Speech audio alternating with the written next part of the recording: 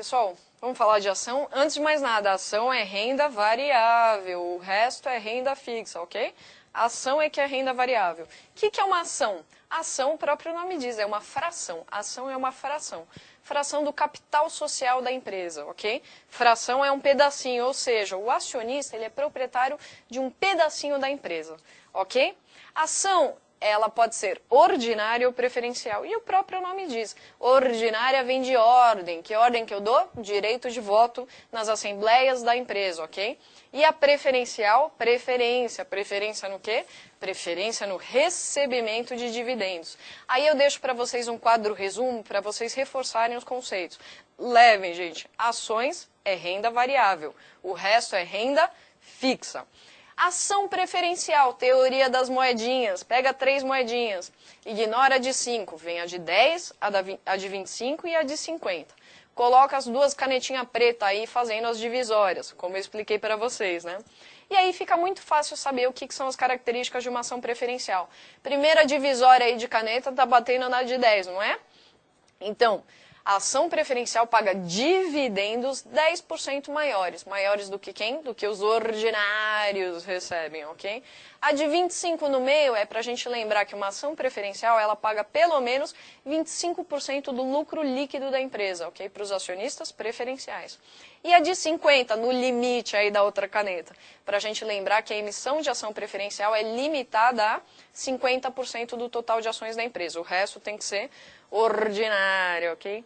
Somando 10 mais 25, 35, mais 50, 85. Ignorando a de 5, sobra 80.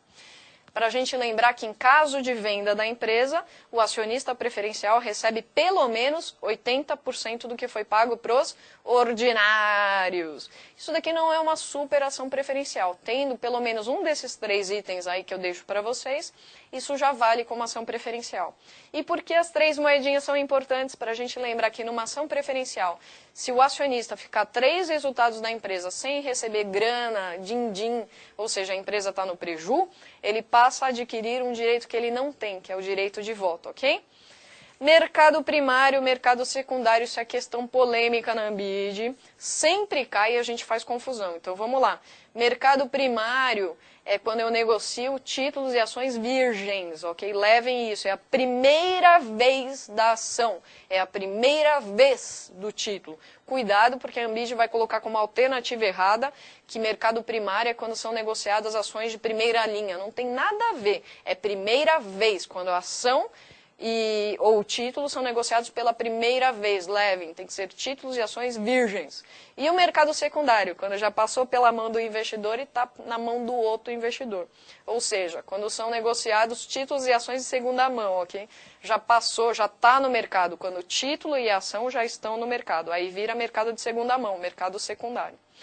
A Ambide pode perguntar o que é, já falamos o que é, mercado primário ou secundário, e qual é o objetivo? O objetivo do mercado primário, vimos, que é que nem o nosso objetivo na agência, gerar captação de recursos para o emissor. E o objetivo do mercado secundário? Gente, lembrem que mercado secundário é quando a ação, o título já foram negociados 2 vezes, 3 vezes, 10 vezes. Portanto, o objetivo do mercado secundário é liquidez, ok? Liquidez, dar liquidez aos ativos. Foca em liquidez, dar liquidez aos ativos. O que significa liquidez em ações? Negociação, dar negociação aos ativos. Lembrem, ativos significa títulos e ações, certo? Remuneração do acionista. O acionista tem 2 maneiras de ganhar um dinheirinho aí com as suas ações, ok? A primeira é a mais comum, é quando ele vende uma ação por um preço maior do que ele comprou. Aí a gente chama de ganho de capital, a gente fala que ele teve ganho de capital. A segunda maneira é quando ele permanece com a ação, ou seja, quando ele permanece sócio da empresa, ele vai receber o quê? Participação nos lucros e resultados da empresa, ok? Ou seja, ele vai receber o que a gente chama de distribuição de lucros e proventos. O que são proventos, Paula? É a mesma coisa que lucro. Levem isso, porque na Ambide não vai ter diferenciação. Então, quando eu permaneço sócio, eu recebo distribuição de lucros e proventos, ok? E como é que funciona? O que ela pode perguntar? O que é o dividendo? O próprio nome diz, gente. O que é o dividendo? É o lucro que a empresa divide com seus acionistas. Então a empresa tem um lucro, aí vem o leão, né? Vai lá e abocanha uma parte do lucro. Aquele lucro vira lucro líquido, ou seja, eu descontei o imposto de renda. Descontei o leão. Este lucro líquido que a empresa divide com os acionistas chama-se dividendo. O acionista, ao receber esse dividendo, não paga imposto de renda porque a empresa já pagou, né? Esse lucro já é líquido, já é descontado do imposto de renda. Agora, esse imposto de renda é uma coisa feia, por isso imposto de renda, uma coisa horrenda.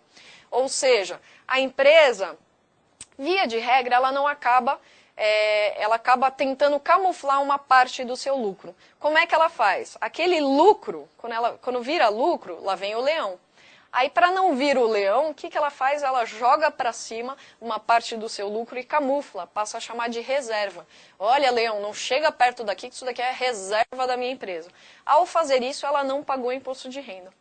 Só que ela, mais dia, menos dia, vai ter que distribuir esse lucro que virou reserva para o acionista. Quando ela distribui em dinheiro, ela não pode mais falar que é lucro, senão lá vem o leão, né? Então ela vai falar que é juros. Juros não é uma forma de remuneração. Então ela vai falar que é juros, juros sobre o capital próprio. Então o lucro que virou reserva, distribuído em dinheiro para o acionista, chama-se juros sobre o capital próprio. Como a empresa não pagou imposto de renda, quem é que vai ter que pagar? O acionista. Falou em ganho do acionista, com ações, 15%, 15%. Então, o acionista paga 15% de imposto de renda, ok? E ela pode distribuir através de dinheiro, esse lucro que virou reserva, vira juros sobre o capital próprio. Ou ela pode distribuir através de ação. Aí o próprio nome diz, vira bonificação. O que é bonificação? É quando a empresa distribui gratuitamente ações aos acionistas. É por isso que é bonificação, é uma boa ação da empresa. Nada mais é essa bonificação do que o lucro que virou reserva distribuído em ações para o acionista, ok? Direito de subscrição. Subscrição é quando a empresa lança novas ações.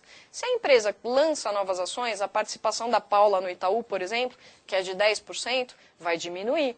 Então, para evitar que isso ocorra, os acionistas têm direito de subscrição, direito sobre essa nova ação. Ou seja, o atual acionista tem o direito de adquirir essas ações para manter participação. Por isso, direito de subscrição. E split e implit. Gente, lembrar da banana split, não é a banana desdobrada? Não é 2 fatias de banana lá? Quando a empresa aumenta a quantidade de ações e o cara continua tendo o valor que tem lá sobre essas ações, né, sobre o total das suas ações, e permanece com a mesma participação na empresa, a gente chama de split. É o mesmo que trocar uma nota de R$100 por 10 notas de R$10. Só aumentou a quantidade de notas, né, quantidade de ações, mas o valor total que o acionista tem permanece o mesmo. Isso é split. E quando a empresa reduz a quantidade de ações sem mudar a participação do acionista, o valor total do acionista, isso é o que a gente chama de implit. Houve um grupamento de ações. É literalmente fazer o oposto. Trocar as 10 notas de R$10 por uma nota só de R$100. Diferença entre ação e debênture e levem, gente. Ação é sociedade. Debênture, sim, é empréstimo. É por isso que a gente fala que a ação não tem risco de crédito. Risco de crédito é o não pagamento do que foi emprestado. Em ação eu não empresto, eu sou sócio. Então, uma ação não tem risco de crédito.